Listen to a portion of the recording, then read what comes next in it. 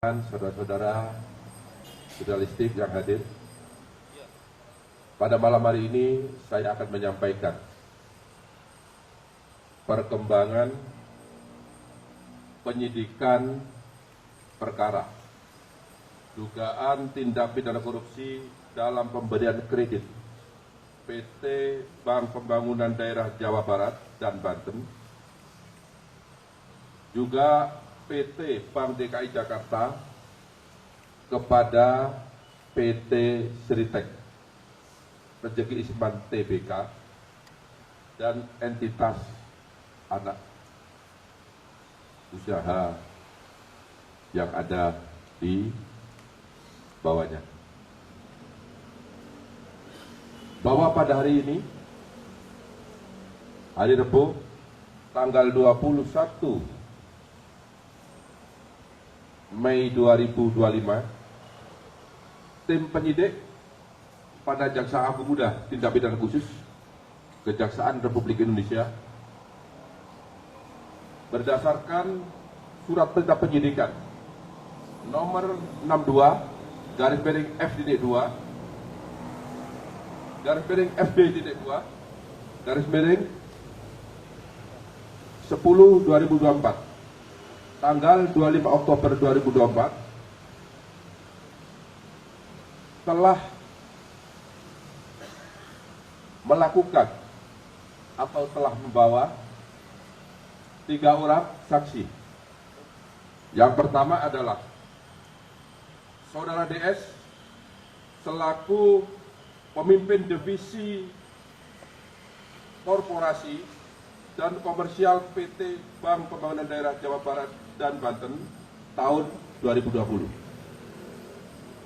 Yang kedua, YM selaku Direktur Utama PT Bank DKI Jakarta tahun 2020. Kemudian yang ketiga adalah ISL selaku Direktur Utama PT Sri Rezeki Isman Tbk tahun 2005 sampai dengan tahun 2022.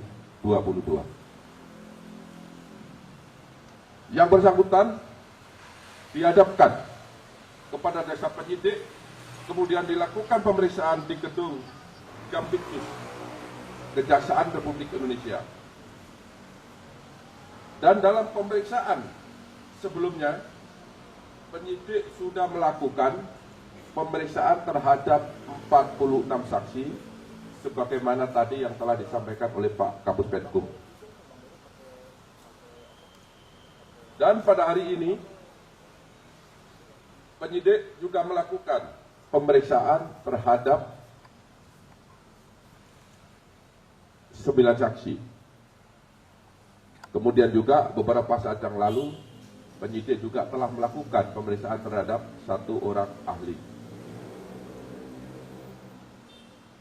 Setelah melakukan pemeriksaan terhadap para saksi tersebut di atas, penyidik memperoleh alat bukti yang cukup telah terjadi tindak pidana korupsi dalam pemberian kredit dari beberapa bank pemerintah kepada PT Sritek Rezeki Isman Tbk dengan nilai total outstanding atau tagihan yang belum dilunasi hingga bulan Oktober 2024 sebesar 3 triliun 588 miliar 650 juta 808 ribu rupiah, ribu 28 rupiah, 57 sen. Dengan perincian sebagai berikut. Untuk Bank Jateng sebesar 395 miliar 663 juta 215.800 rupiah. Kemudian untuk Bank BJB, Bank Banten dan Jawa Barat sebesar 543 miliar 980 juta Rp507.170.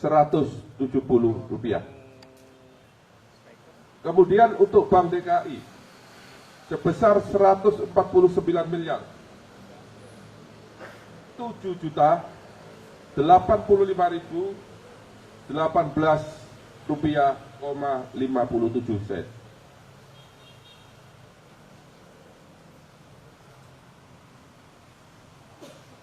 Kemudian yang keempat, yaitu bank sindikasi yang terdiri dari Bank BNI, Bank BRI, dan LPEI. Jumlah seluruhnya adalah Rp2.500.000.000. Selain pemberian kredit tersebut di atas, PT Sri Rejeki Isman Tbk juga mendapatkan pemberian kredit di bank swasta yang jumlahnya sebanyak 20 bank. Ini tidak saya sebut ya, karena banyak sekali, jumlahnya 20 bank. Adapun kasus posisi dapat kami jelaskan terhadap adanya pemberian kredit kepada PT Sri Rejeki Isman Tbk yang dilakukan secara melawan hukum dan mengakibatkan adanya kerugian keuangan negara,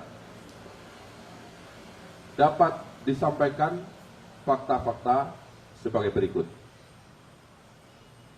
Bahwa PT Sri Rejeki Isman Tbk merupakan persiran terbatas yang beroperasi dalam bidang industri tekstil dan produk tekstil dengan komposisi kepemilikan saham yaitu PT Understone Indonesia sebesar 59,03% dan masyarakat karena sudah TBK sebesar 40,97%. Bahwa dalam laporan keuangan PT Sri Rejeki Isman Tbk telah melaporkan adanya kerugian dengan nilai mencapai 1 miliar 08 US dollar atau setara dengan 15,65 triliun rupiah pada tahun 2021. Padahal sebelumnya pada tahun 2020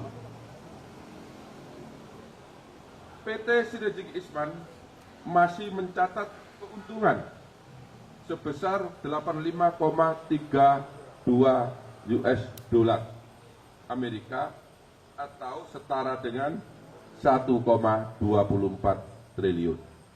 Jadi ini ada keganjilan dalam satu tahun mengalami keuntungan yang sangat signifikan, kemudian tahun berikutnya juga mengalami kerugian yang sangat signifikan. Inilah konsentrasi dari teman-teman penyidik. Kemudian PT Sri Rejeki Isman Tbk dan entitas anak perusahaannya memiliki kredit nilai total outstanding atau tagihan yang belum dilunasi hingga bulan Oktober tahun 2024 sebesar 3.550.808.808.028 rupiah,57 sen. Utang tersebut adalah kepada beberapa bank pemerintah, baik bank himbara, yaitu himpunan bank milik negara, maupun bank milik pemerintah daerah. Selain kredit tersebut di atas, PT Sri Rejeki Isman Tbk juga mendapatkan pemberian kredit dari 20 bank swasta. Seperti tadi yang telah saya sampaikan. Kemudian, dalam pemberian kredit kepada PT Sri Rejeki Isman Tbk, JM selaku Direktur Utama PT Bank DKI dan DS selaku pimpinan divisi korporasi dan komisaris komersial PT Bank Pembangunan Daerah Jawa Barat dan Banten telah memberikan kredit secara melawan hukum karena tidak melakukan analisa yang memadai dan mentaati prosedur serta persyaratan yang telah ditetapkan. Yaitu salah satunya adalah tidak terpenuhinya syarat kredit modal kerja karena hasil penilaian dari lembaga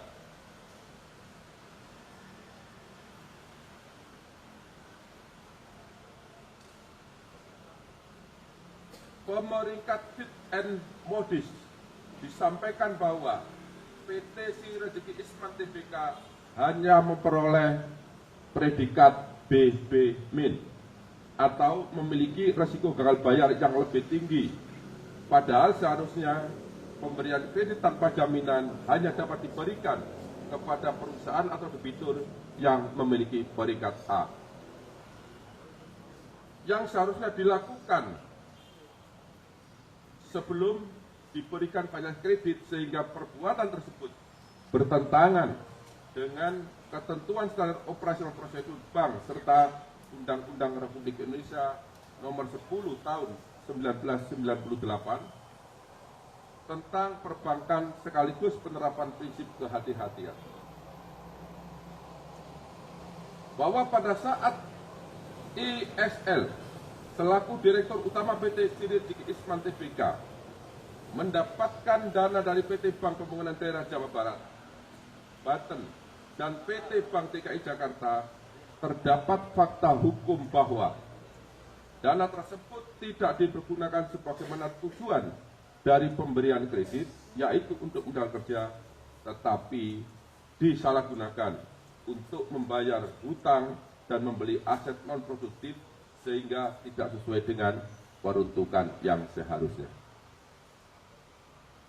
Bahwa kredit yang diberikan oleh PT Bank Pembangunan Daerah Jawa Barat, Banten, dan PT Bank DKI Jakarta kepada PT Sri Rezeki Isman Tbk saat ini macet dengan volatilitas 5 dan aset perusahaan tidak bisa dieksekusi untuk menutupi nilai kerugian negara karena nilai lebih kecil dari nilai pemberian pinjaman kredit serta tidak dijadikan sebagai jaminan atau agunan. Bahwa PT Sri Rezeki Isman Tbk dinyatakan pilot oleh Pengadilan Negeri Niaga Semarang melalui putusan nomor perkara 2-PDT-SUS-homologasi-2024-PN Niaga Semarang. Bahwa akibat adanya pemberian kredit secara melawan hukum tersebut yang dilakukan oleh PT Bank Pembangunan Daerah Jawa Barat Banten dan PT Bank DKI Jakarta kepada PT Sri Rezeki Isman Tbk telah mengakibatkan adanya kerugian keuangan negara sebesar 692 miliar 980 juta 592.188 rupiah dari total nilai outstanding atau tagihan yang belum dilunasi sebesar 3 triliun 588 miliar 650 juta 808.028 rupiah, 57 sen.